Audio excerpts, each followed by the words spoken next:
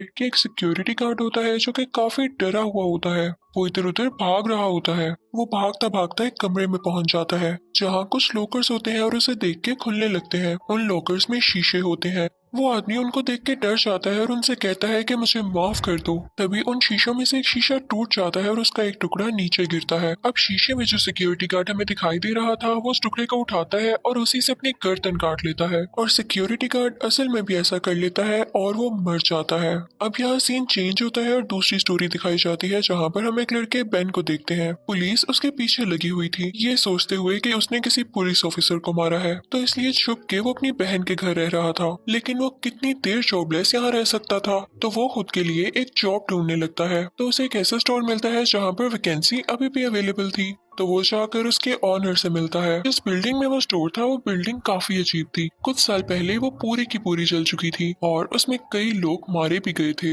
ये बिल्डिंग काफी बड़ी और सुनसान थी। अब उन दोनों में बात डन हो जाती है कि आखिर बेन का काम क्या है। स्टोर का ऑनर बेन से कहता है कि तुम्हें इस बिल्डिंग के सारे शीशे साफ रखने होंगे, मुझे गंदे शीशों से उलझन है। तो बेन कहता है कि हाँ क्यों नहीं। और अब वो वहाँ से आता है अपने घर जहाँ पे उसकी वाइफ और उसका बेटा होता है। लेकिन उसकी वाइफ उससे कहती है कि क्यों आए हो तुम यहाँ पर, तुम जहाँ रह रहे हो वहाँ जाकर छुप जाओ। तो बेन कहता है कि मैं अपने बेटे से मिलने आया हूँ। अब इन दोनों में लड़ाई हो जाती है और फिर वहाँ से चला जाता है। यहाँ हम ये भी फील करते हैं कि बेन काफी गुस्से वाला था। इस चीज के लिए वो मेडिकेशंस भी ले रहा था।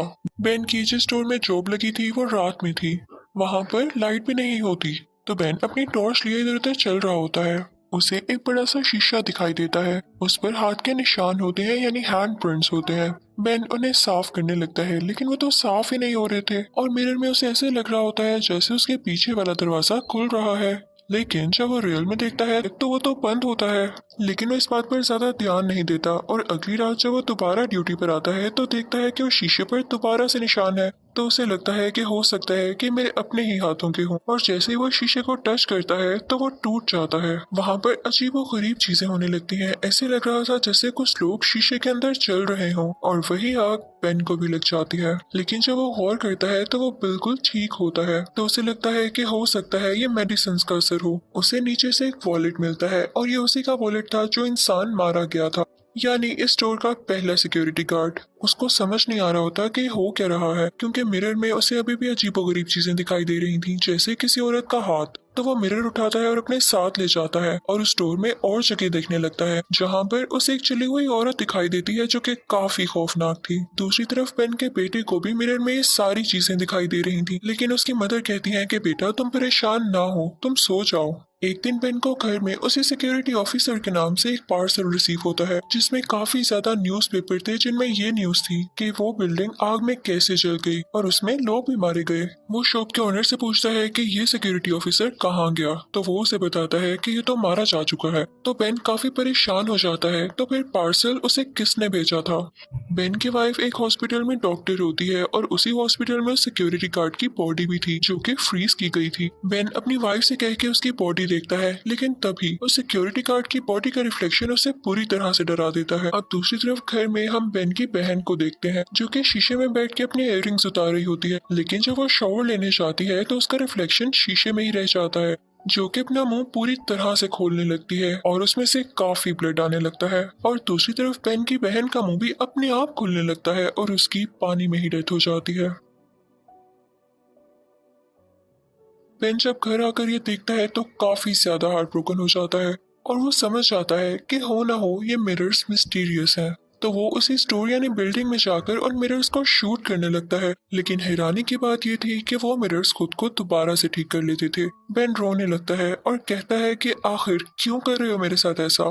तो मिरर पर एक नाम लिखा हुआ आता है और ऐसा नाम उस सिक्योरिटी गार्ड के वॉलेट में भी मिला था, यानी उस सिक्योरिटी गार्ड की डेथ और ये मिरर्स इस नाम से कहीं ना कहीं कनेक्टेड जरूर थे। लेकिन जब वो इन्वेस्टिगेशन करता है तो इसे इस नाम का कोई आदमी नहीं मिलता। अब वो न्यूज़पेपर पढ़ने लगता है जिसमें ये लिखा हुआ था कि एक आदमी ने जानबूझकर उस बिल्डिंग को आग लगाई। वो खुद भी इसमें काफी बुरी तरह से जल चुका था और अभी भी जिंदा है और एक हॉस्पिटल में है। तो बेन उससे मिलने जाता है। अब बेन उससे मिलने जाता है और उससे पूछता है कि तुमने बिल्डिंग को आग क्यों लगाई। तो वो कहता है कि मेरा इसके पीछे कोई बुरा मकसद नहीं था, मैं उन मिरर से तंग आ चुका था और जिस आदमी का नाम वो बार बार लिख रहे थे वो मुझे कहीं पर भी नहीं मिल रहा था। जिस जिसकी वजह से मेरी फैमिली बीमारी चाह रही थी। मैंने उन मिरर्स को डिस्ट्रॉय करने के लिए उस बिल्डिंग को आग लगाई, लेकिन फिर भी उन मिरर्स को कुछ ना हुआ, बल्कि साथ में मैं खुद भी जल गया। अब बेन समझ जाता है कि अगर उसे भी वो आदमी ना मिला तो उसकी फैमिली बीमारी जाएगी और उसकी जान को भी खतरा है। बेन कहता है कि मैं इस बात का पता लगा कर ही रहूंगा, तो वो उस बिल्डिंग में जाता है और इधर उधर देखने लगता है। उसे पता चलता है कि ये एक मेंटल हॉस्पिटल था जहाँ पर पेशेंट्स को बहुत बुरी तरह से टॉर्चर किया जाता था, और इस बात का पता उसे तब चलता है जब वो एक दीवार को तोड़ता है जहाँ से पानी आ रहा होता है। वो एक जगह पर पहुँचता है जहाँ पर एक चेयर पड़ी हुई थी और उसकी चारों तरफ मिरर्स थे। ये इस हॉस्पिटल का टॉर्चर रूम था जहाँ पर पेशेंट्स को बहुत बुरी तरह से टॉर्चर किया जाता था। अब बेन अपने एक दोस्त को कॉल करता है जो कि एक डिटेक्टिव था। वो उसे बताता है इस हॉस्पिटल के नाम के बारे में और इस टॉर्चर रूम के बारे में। तो वो कहता है कि हाँ, इस पर एक पूरा केस बना था, मैं तुम्हें वो फाइल ला कर देता हूँ। और फिर वो दोनों मिलते हैं और आपस में बातें करने लगते हैं। वो डिटेक्टिव बेन को बताता है कि इस मेंटल हॉस्पिटल में एक पेशेंट थी जिसका नाम एना था। उसको ये लोग काफी ज्यादा टॉर्चर करते थे और उसके दिमाग में जो मसला था वो ये था कि वो बहुत जल्दी फील कर जाया करती थी और उसकी फीलिंग्स बहुत जल्दी हर्ट होती थी, और इसीलिए उसको जान के टॉर्चर किया जाता था। एक दिन सब पेशेंट्स ने एना पर मिलकर हमला करना शुरू कर दिया, जिसकी वजह से एना मारी गई और बाकी पेशेंट्स भी मर गए। इस हॉस्पिटल पर बैन कर दिया गया और ये हॉस्पिटल हमेशा के लिए बंद हो गया, और उसके बाद इस पर एक स्टोर बना दिया गया। लेकिन वो स्टोर भी ठीक न रह सका, वो चल गया और अब बिल्डिंग तुम्हारे सामने है, सुनसान, और कोई भी यहाँ नहीं आता। लेकिन बेन के पास जो पार्सल आया था उससे ये पता चलता है कि एना को तो उस वाक़े से 2 दिन पहले डिस्चार्ज कर दिया गया था, यानी पेशेंट्स की डेथ एना के साथ नहीं हुई। बेन काफी पागल हो रहा था इस चीज को लेके, तो वो इस पर और रिसर्च करने लगता है कि मैं पता लगा कर ही रहूंगा कि आखिर हुआ क्या। अब दूसरी तरफ घर में बेन का बेटा शीशे के सामने बैठ के खुद ही से बातें कर रहा था। जब उसकी मॉम ये देखती है तो कहती है कि बेटा ऐसा क्यों कर रहे हो, इधर आओ मेरे पास। और जब वो अपनी मॉम के पास जाता है तो उसकी मॉम ये देखती है कि शीशे में उसका रिफ्लेक्शन अभी भी है। ये देख के वो काफी डर जाती है और अपने हस्बैंड यानी बेन को कॉल करती है। बेन कहता है कि मैं आ रहा हूँ, किसी शीशे के सामने मत जाना, और वो आते ही सब शीशों को और खिड़कियों को कवर कर देता है, उन पर पेंट्स कर देता है।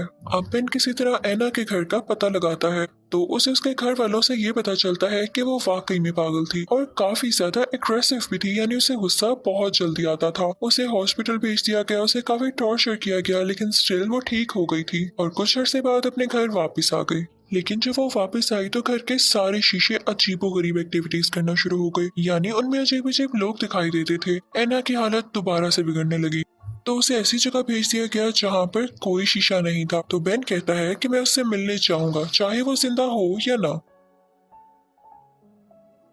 अब बेन सीधा उस जगह जाता है और देखता है कि एना अब काफी बुरी हो चुकी थी। बेन उससे बातें करने लगता है।